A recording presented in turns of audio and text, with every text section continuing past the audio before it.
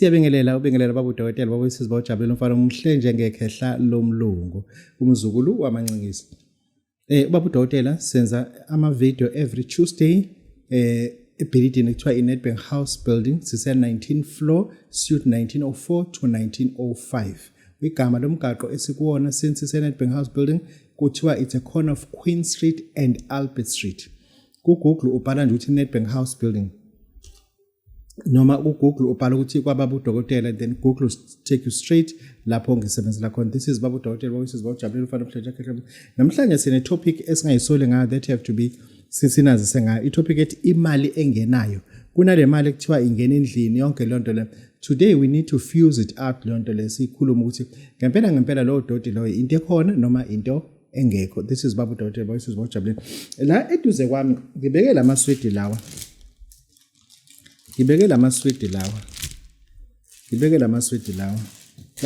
lawa if uqaphelisisa they are now open avuliwe.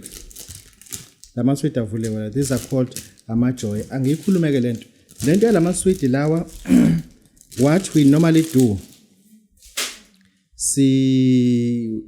sebenza ngabantu abafuna lamaswidi lawa siyabanika ngayo yonke indlela ukuthi uma ethi uzosetshenziswa umuntu uzana lamaswidi kubaba udokotela mase simakhela lento sizowathatha ke lamaswidi lawo kunendawo la siwahambisa khona ekuhamba abantu abanamabhizinisi amakhulu eThekwini kunendawo lapha behamba khona obefike khona sibekeke lamaswidi lawo siqhubeka ngithatha isinqumo sokuthi angeke ngiveze kunendoda ekuthiwa uMahlalela Dlamini baba Mahlalela isibongo sakhe uDlamini lo baba ke usendaweni yaseSwaziland abantu asuke befuna ukuhlolelwa by fan nothi umhlahlo abantu asuke befuna ukuhlolela ukuthi nje yini abayidlile imoto yashayisayo eyantshontshwa yayithini number plate yayo lo baba loyo ubaba esimthembe kakhulu he has done it very well useswazini umfonela ngevideo go WhatsApp call mase nenze nake i-video call ubone ukuthi yena ngempela yena uMahlalela la ubaba udokotela ekhuluma ngaba uSizwe Jabulela sitholile ke-consent yakho ukuthi hayi baba udokotela ungabatshela abantu ngoba kuthiwa inyanga iyafihlwa but mina into ewusizo I don't know how come ukuthi izofihlwa uma ufuna ubaba ozokuhlolela ngoba nami abantu engibasebenzayo most likely nabantu abathi bafuna umuntu ohlolayo around sinabo but ngifuna umuntu njalo uno expressayo ngifuna umuntu oexalayo nansi number yakhe ngicela uyithathe ithi plus 268 76 02 4184 uzoyiphinda futhi ithi plus 268 76 02 4184 lona ke ubaba lo esizomsebenzisa kakhulu ekutheni ahlolele abantu ngicabanga ukuthi lokho ke kuthathekile ke bantu bakithi. This is baba udokotela baba uSizwe Jabulela umfana omhlanje ekhehla emzolo amancengesi. Kunezinto ekufuna ukuthi njalo mesingabantu siloku sizibuza sona ukuthi because sizalelwe emshadweni why sinento ethi sibangwa zidalwa, why sinento sisibanga zidalwa kanti umuntu ozalelwe emshadweni kufuze ukuthi abuye abe nento ekuthiwa kubangwa zidalwa yini. Ngoba manje uma uyohlola uyathola ukuthi yonke into yakhe yenza kodwa manje idalwa ziyakubanga abanye bathi wabo abanye owabo. Ngizoke ngiyikhulume lento lena ubaba wakho abazali bakho what they did babekholwa kulabandla babekholwa kulona bahamba benza yonke into ngendlela eright bashada esontweni bathola i-certificate sakhe umshado bafaka iveil kwabuye ekhaya kwadanso kwaba nalomdanso obakhona qeda lapho kwaba ne-honeymoon okusho ukuthi babahamba bayipake bashusha kunezithombe ukuthi bashadile kodwa wena njalo kulokuvela ukuthi ezintweni zakho uhamba ubangwa zidalwa. Thereafter abazali bakho at your age of 42 years base bashada umshado wesintu lona ke sebeshada segcekeni lo mshado ke loyo uthe uma usuwenziwa I repeat at your age of 42 years uthe uma usuwenziwa ugogo wakho bena 9 years ashona umkhulu wakho ubena 22 years ashona. You understand, meaning that ngesikhathi usuwenziwa lo mshado lona none of above abasaphilayo. Ngifuna ukuthini na ngifuna ukuthi ngesikhathi sebeshada abazali bakho ufuna ukuthi phela ukhishwe lapha ekhaya ufuna ukuthi manje ukhishwe lapha ekhaya akhishe uma wakho lapha ekhaya nezingane zakhe nonke nenenzalo uma wani outside of umshado lo wasegcekeni. Thereafter sekufuza ukuthi nikhishwe ngalo ndlela anikhishwanga. Njengoba ningakhishwanga nje nina ningasengabasekhabo ma ngoka spirit ngokwasethongweni bese kuzothi ngokweformality niyale sibongo lesi enzalwa kusona. Indeed enzalo yena lo baba, but ithonga lasekhawu mawe lisamthatha njengentombazane ezele la egane khona, not la ishade khona. There is a different la ushade khona nalapho ugane khona. Ngicabanga ukuthi abantu bazo understand ukuthi akungabe sengathi mekuthiwa wena uzalwe ubangaze idalwa mase kube sengathi uyadakelekwa, sengathi khonto eyomsangane esho kwena. Lezi zinto lezi funa sizi respect, lezi zinto lezi kufuna ukuthi sizazi ukuthi zi possible ukuthi nawe njengoba unezingane ezingaka nje, le ngane lezi zizohamba zibe nazo ingqinamba empilweni ukuthi ngokuthi azikhishiwe esibongweni sasekhabonini. Yes nishadile lo mshado wena enoshadile wesilungu naniyibona ishado wesintu. Obvious le ngane lezi ngokwasethongweni zisabiza lapha emuva. That is why sibona abantu abaningi bebanjwe izinto sithi ukuzalwa embethe o ukubangwa zidalwa. But lo kubangwa zidalwa into efuna siyitolerate ukuthi sisazohlala nayo isikhathi eside.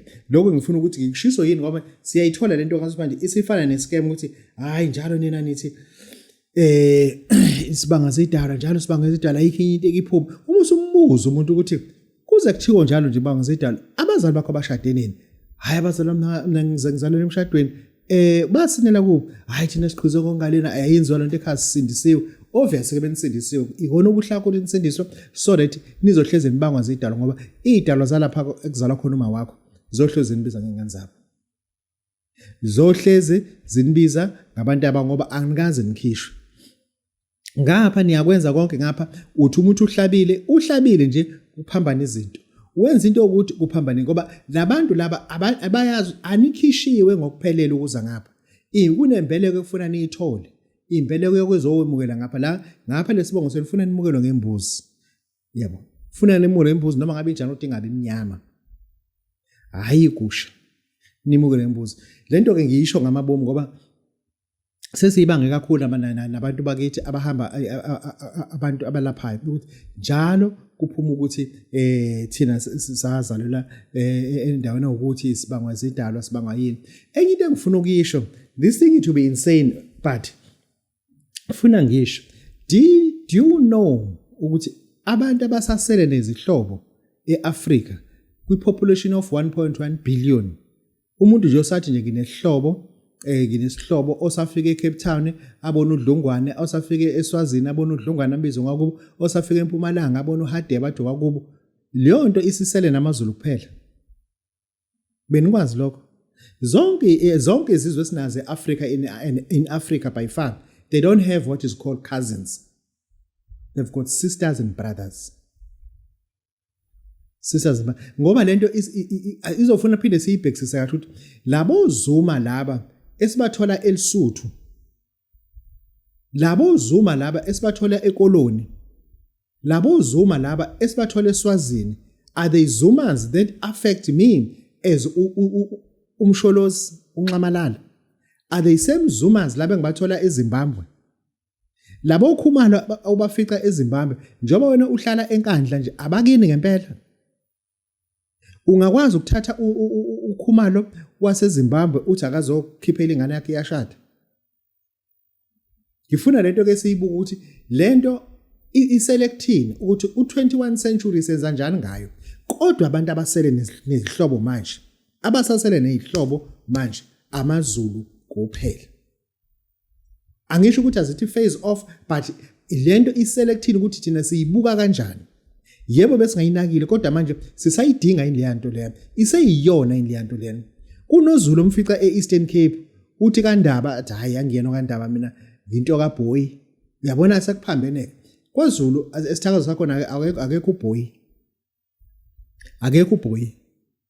Lento yethu nokubambela lento noma ingasasizi kuzofuza ukuthi siyibheke ngoba sesikubonile lokuthi ngizonela uthola ukuthi umuntu wakaZuma ngoba wakaZuma afike ebusuku ehlwelwe umlalise niyavuka ekseni akho zonke impahla ko drop benilalisa umuntu wakaZuma.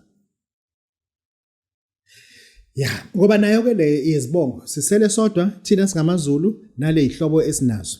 Kanti nayo lento of surnames, how it was engineered or how it was mushroomed, how it was constructed, how it was formed, why people have to have a surname as well. And this thing of surnames, iqale nini? When people started to have surnames, let me repeat, abantu kade bengenazo izibongo. They had names. We got proof whereby ubaba kaShaka kade engenaso isibongo bekusenza ngakhona. We got proof whereby uCele ubengenaso isibongo bekuyigama lakhe bekuthiwa uCele. So we got proof whereby abantu kade benamagama kuphela dating back to 11 AD. No one had a surname. No one in the globe had a surname. Lento yama surnames kwagama lelithi surname lithathwa kuSfrench lithathwa ama-English because kade sekuqalwa ngo-14th century bese beqale into ye-slavery. Surnames were literally made or perpetrated or prepared for ama-slaves because there were so many slaves with one name. Thereafter, the master needed a second name that azothi umekubiza ahlukanise ukuthi ubiza bani. I've got someone from Kenya. And then Petros Kenya, you are coming out because you were adopted in Kenya or you were enslaved from Kenya or you were shipped from Kenya. Yeah, understand? Petros Natal, yes, Petros Pastor Natal, you were shipped from Natal to be enslaved here. Thereafter, lento yama slaves yaqala yaba mushroomed. Yaqala yaba nezibongo. Thereafter baqala ke futhi nabo ke laba bangekho kuma slaves bayibona ukuthi lento it's beautiful, it's working, baqala bona bazisegregate nabo laba baba o master bazibiza baba nawo ama surnames now ngoba sebothi lento it marvels even that yakhelwa ama slaves baqala ke nalaba babe nemali ke baba ke nezibongo engisho ukuthi lo muntu wena oziqhenya ngayo ukuthi wakini you got nothing to do with it ngoba lento yezibongo it only engineered after 14th century for ama-slaves. Not ukuthi uzothi wena njengoba na unawo nje ukuphapha okukhona ukuthi engathi isibongo sakho isona esikhulu. You mean that isibongo sakho isona esikhulu in a slavery system world. Ingakho uthola ama-slaves amaningi ayinezibongo zesingisi. Ama-slaves amaningi they were harvested in Africa, but very few you can find them with African names and surnames. Thereafter, masters name them with the name that will suit them. We find that even in Africa, those slaves that were shipped by Arabs, they've got Arabic surnames. Because lento oloku breaka ngayo. Today when ukwazi ukuzonda umuntu membuza ukuthi uGerald, athi Gerald Makwane, uthi kanti uyishanga nini wena? Because you already hated the surname yakhe. Refuse that. Buoyant, float above that. Iba more mature so that you understand even that name or breaker ngayo oyibuza ukuthi surname. It's a name that was mentioned because of slavery around 14th century. And thereafter, sase saba nabantu ke abanalento ke yama slave. That is why none of above uthola ukuthi eBhayibhelini akho umuntu onesibongo. Akho umuntu nje nesibongo lapha yana. And thereafter, eRussia ngesikhathi sabodzanga umuntu ubethi uma uPeter ezalwa uVladimir ubeba uPeter Vladimir because they needed to know the name of his father who fathered you. Russia, that is why they ended up having those names, but not because of they were enslaved, because they needed ukuthi bakwazi ukuthi bacode kahle abantu because they invented this thing yama slaves babona ukuthi iyasebenza. Lento kenza ukuthi uwazi ukuthi into yama slaves it affected a lot of people.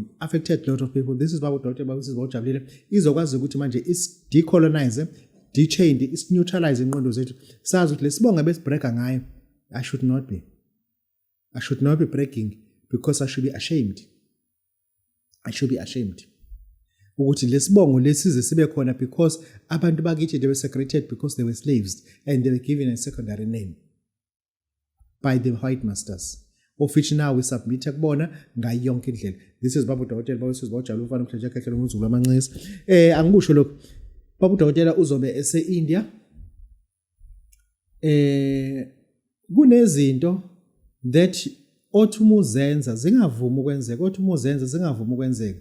But there is a spirit, the higher spirit, when the time is right, we are changing the channel to AI, African Innovation. It is whereby uzoqala, the way you were thinking, it will change. We as humans on earth, we are not the first humans to be brought on earth. Thina kuno first class, kuno second class, kuno third class. Thina sona even no third class. We were made lowest classes out of dirt, out of dust. That is why we get wasted easily. And then the capacity of thinking, it is so low. And then we had, when the time is right, the problem is those dalwa, there's hyper intelligence. They could not die, they were not eating, they were not sleeping. They were not walking either. They had no feet. They used feet for standing, not for walking. They never stand on a surface. They could stand on water because they were floating. You understand? Those people, they were made out of fire. Sizoyichaza lonto, when the time is right, sizoyichaza lonto. Chaza nje kahle. And then siphinde sichaza nale.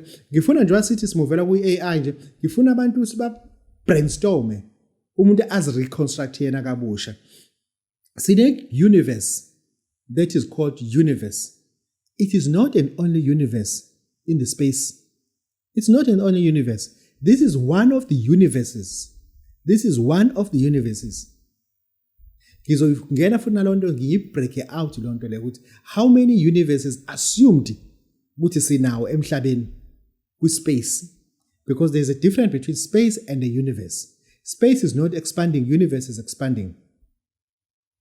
Everything is within space, not just within universe.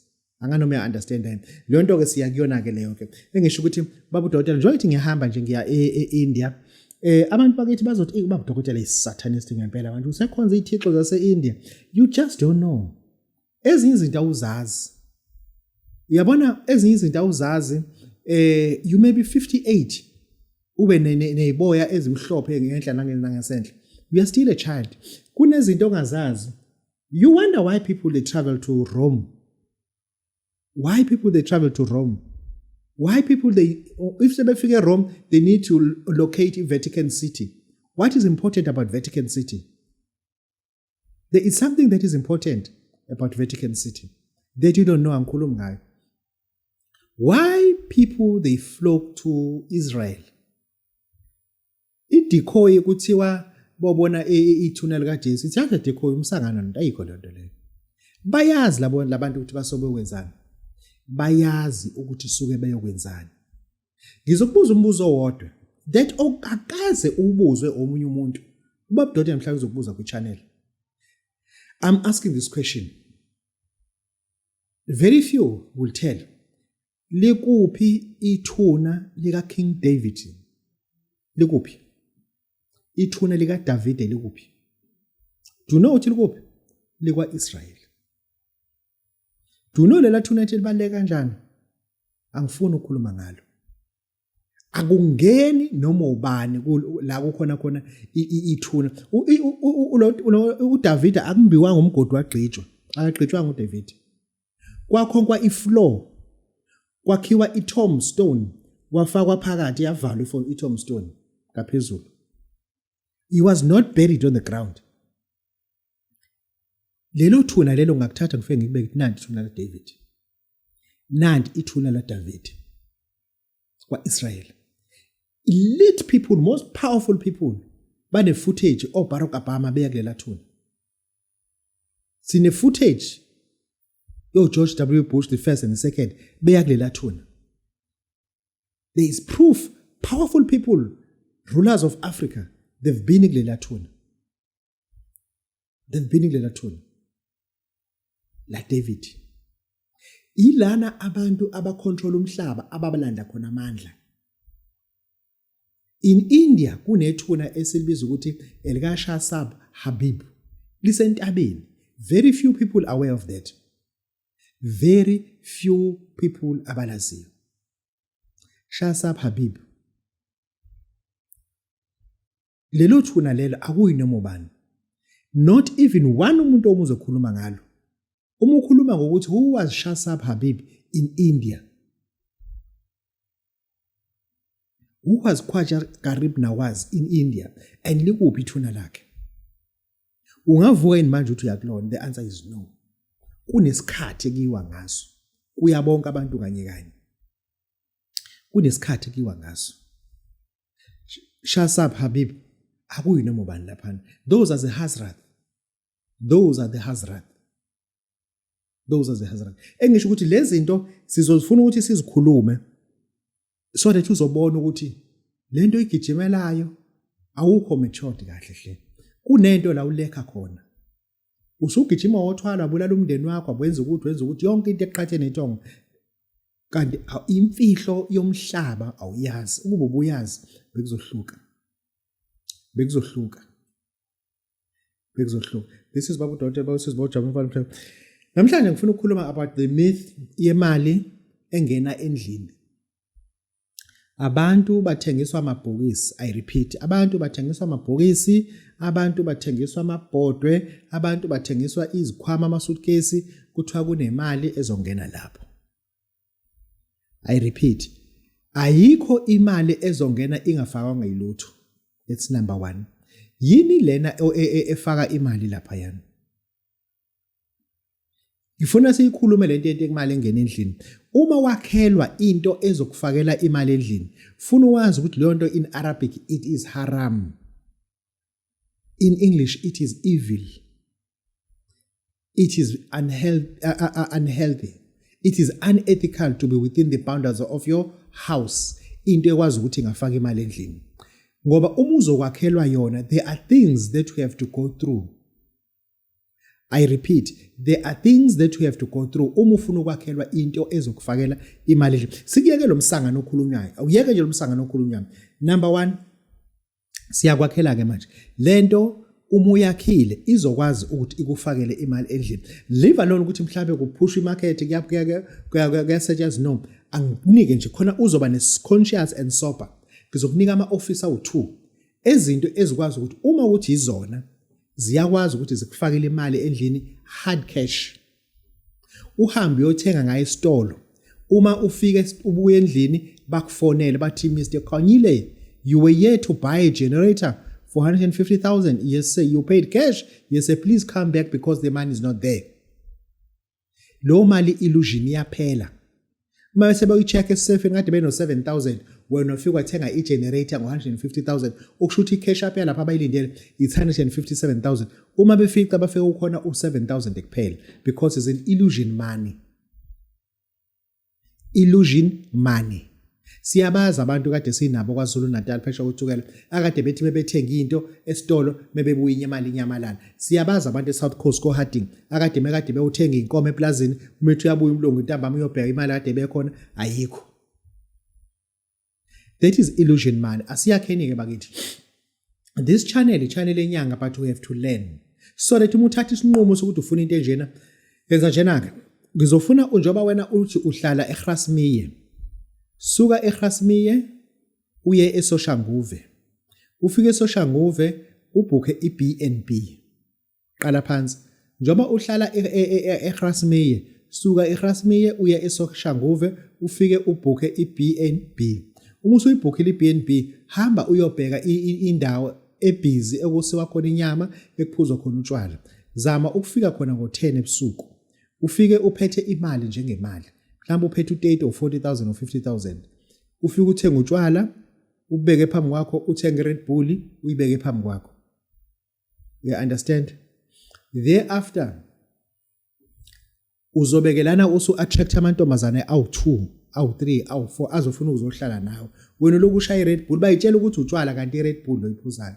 Bathi hawu bhuti waphuza wethu uthi hayi ngahlala siphuzo. Uba blaste ngotshwala bathengela utshwala. Uma usubathengela utshwala, umuse uthatha ihygiene, ubafakele ihygiene bonke lapha. Abawu3 ubashiyebelele lapha. Umuse uthatha lo munye usuyahamba.